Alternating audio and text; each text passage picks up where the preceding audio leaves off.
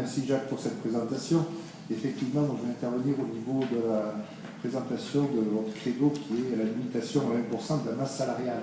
Donc, tu l'as dit tout à l'heure, on est dans le niveau de la moyenne des départements. Je rappelle que dans le département de la Drôme, par rapport aux autres départements, on gère en plus des stations et on gère en plus les châteaux, ce qui fait quand même du personnel en plus. Donc si on ne fait pas compte des châteaux et des stations, on est nettement en dessous de la moyenne départementale. Et je crains que cette limitation à 1% dans les années à venir ait quand même un impact sur le service public départemental.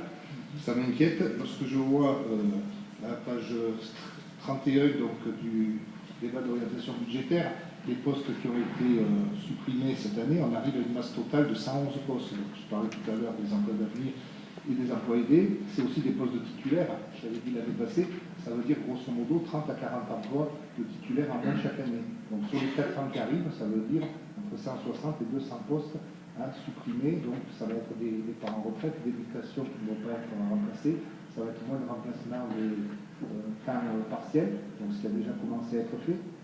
Et derrière, ça veut dire des services publics qui ne vont pas avoir lieu. Tu l'as dit tout à l'heure, il va falloir réfléchir à une nouvelle orientation pour voir ce qui va en être. Je pense qu'il faut faire ça en toute transparence.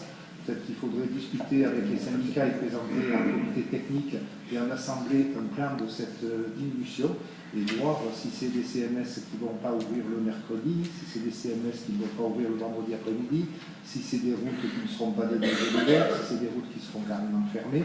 Donc ça a un impact si c'est aussi de l'accueil de personnes qui se fera moindre par rapport à l'accueil des personnes âgées, que ce soit au CMS ou que ce soit dans des structures.